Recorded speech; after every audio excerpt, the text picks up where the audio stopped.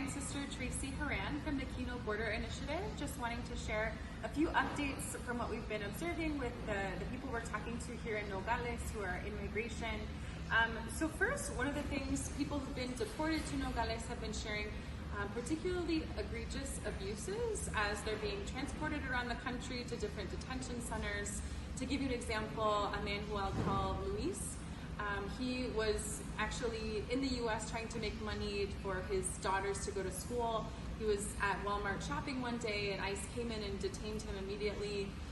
And then in the course of being transferred from one detention center to another, he was chained at the wrists and the waist and the ankles for 25 hours in total, 19 of those hours without food or water. He said it was to the point that they were all so hungry that when they arrived at the next detention center, people were going through the trash in the waiting room just trying to find something that they could eat. So to give you one example, we've also noticed that there's increasing pressure on DACA recipients and increasing risk for them to be detained or targeted.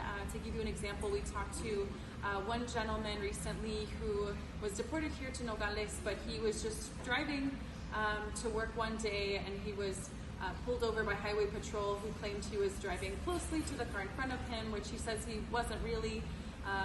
The officer was going to let him off with just a warning, but then decided to call ICE. And so a few months later, he ended up deported here. We've also seen someone in Yuma who was a DACA recipient who was recently targeted. So that's something that we've been seeing more recently.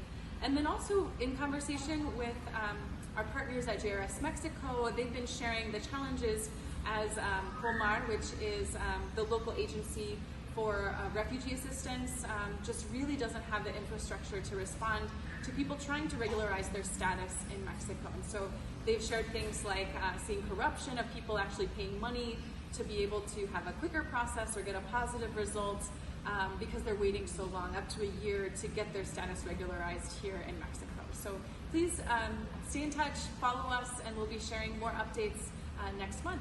Thanks so much for your support.